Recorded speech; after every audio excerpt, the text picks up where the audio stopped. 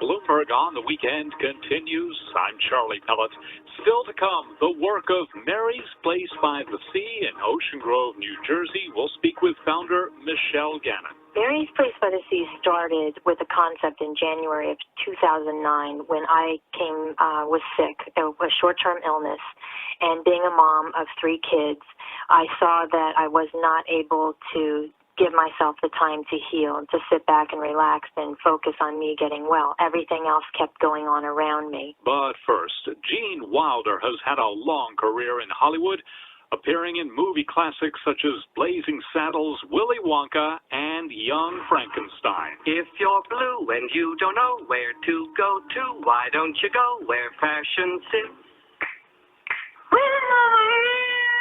There's a new book out about Wilder's life called Gene Wilder, Funny and Sad, written by Brian Scott Mednick, who spoke with Joe Franklin. He was actually born Jerome Silberman, and he said he changed his name when he was 28 years old, 27 actually, and the night before he was going to be introduced at the Actors Studio, he thought Jerome Silberman, Jerry Silberman, just wasn't, he couldn't see Jerry Silberman in Hamlet.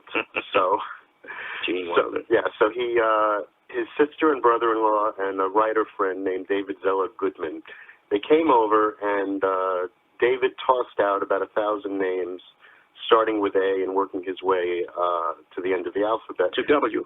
And when he got to W, Wilder, the bell went off because Gene Wilder's favorite play was Our Town by Thornton Wilder. Brian, we associate Gene Wilder's life with comedy, Willy Wonka and the Chocolate Factory, the producers, Young Frankenstein, and so forth. Is his real biography more suggestive of darkness and tragedy as opposed to all those funny ones? Well, like a lot of very funny people, Gene Wilder's comedy is derived from sadness, and he's a very serious, very private person, and I think what comes across in the book is that the comedy really has its basis in a lot of sadness. He learned from a very early age, when he was 8 years old, his mother had a heart attack, and the doctor said 2 things to him that changed his life. The first was, don't get upset or it might kill your mother. The other one was, make her laugh if you can.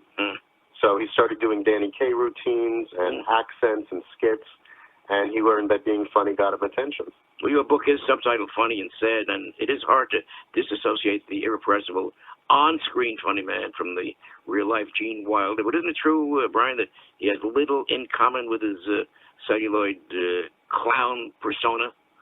I wouldn't say little, but he always insists when he gives interviews that he's not funny except on screen, and then invariably he says something that gets a laugh from the interviewer or the audience. But he's like the opposite of Mel Brooks. Mel Brooks is always on. If you were to see Mel Brooks in an elevator and say hello, he'll do 10 minutes of stand-up for you. The whole routine, right? Yeah. And Gene's never been like that. Gilda was like that. You know, they were very much opposites in that way. Gilda loved being in the spotlight. She always wanted to perform. And Gene always led a more quiet, kind of reserved life. You know, everybody's listed top 10, including my list, favorite films would include The Producers with Gene Wilder and Zero Mostel, and I always used to wonder, how might you help explain that magical chemistry for us of Wilder and Mostel? Well, that was interesting because that was Gene Wilder's second film, his first being a very small part in Bonnie and Clyde. Right. And Mel Brooks had written the role for him, but it took Mel Brooks a number of years to get the money to make the film. So Gene Wilder thought that Mel Brooks had forgotten about him. And when he finally had the money to make it, he told Gene Wilder, he said, I have Zero committed, but he doesn't know you. You're going to have to audition for him. And Gene Wilder got so nervous. And when he went to the office where they were doing the audition, Mel Brooks introduced Zero to Gene, and Zero put his hand out, grabbed Gene Wilder, and gave him a big kiss on the lips. And it kind of broke the ice. Mostel loved him. He was cast, of course. And Zero Mostel had a reputation for being a very bombastic, difficult person, but Gene Wilder didn't see any of that. He really took Gene Wilder under his wing, and they were very close, and it was just a great experience. So did Gene Wilder's appearance in that film as a neurotic leading man help to define a new direction, a new kind of leading man in Hollywood? Well, he, of course, was not the typical Robert Redford type leading man. But Gene Wilder actually credits Dustin Hoffman and Alan Arkin, who really were coming into their own at that same time, for kind of breaking down the myth that you had to have, matinee idol good looks to be a star.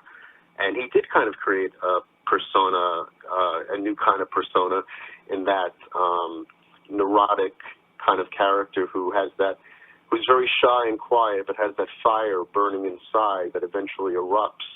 And that could be seen in so many classic scenes in Young Frankenstein, Start the Revolution Without Me, and, of course, in The Producers. Which of today's younger film comedians, Brian, have followed or borrowed or benefited from Mr. Wilder's zany persona? Well, he's influenced a great number of modern comic actors. Ryan Gosling has cited him as his Marlon Brando. Ben Stiller considers Gene Wilder a great influence. I really don't know of any actor, though, currently working who I would think could claim the mantle of being the modern Gene Wilder. But Wilder himself is very much a fan of Ben Stiller's. So it's kind of mutual. Stiller, grew up admiring him, and Gene Wilder likes Stiller's work. Charlie? The name of the book, Funny and Sad, certainly one of the saddest parts of Gene Wilder's life was when his wife Gilda Radner passed away. Tell me a little bit about how that romance began. How did they first meet? They met on the set of a film called Hanky Panky in August of 1981 that Sidney Poitier directed. And they were both kind of in precarious states romantically. He just had gotten out of a relationship. She was in a marriage that really wasn't working. And she kind of pursued him. She later confessed to him that in the car ride into Manhattan on the first night of shooting, she cried the entire way. And he asked why, and she said, because I thought we'd fall in love and we'd get married. And they really seemed to be just an ideal couple. They looked great together. They were very, very funny. But it wasn't really the fairy tale that it appeared to be. They, as I said, they had very different kind of lives.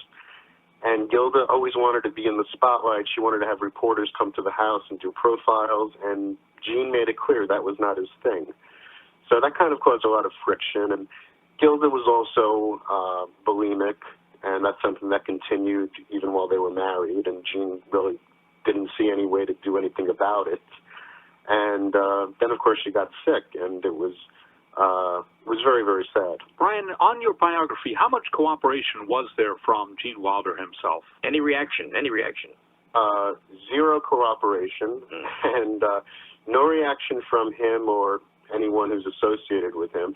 I did approach him initially to cooperate years ago, and again, he's very private. He wrote his own memoir in 2005, and this book is very different than that. So I think anyone who is close to Gene, or even if Gene himself did read the book, it's a largely flattering and very honest portrait of him. Brian Scott Mednick, the author of Funny and Sad, speaking with Joe Franklin. Hold your breath. Make a wish. Count to 3.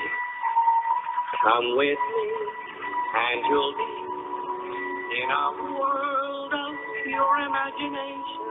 Coming up next, the work of Mary's Place by the Sea. We'll talk to founder Michelle Gannon. This is Bloomberg on the Weekend.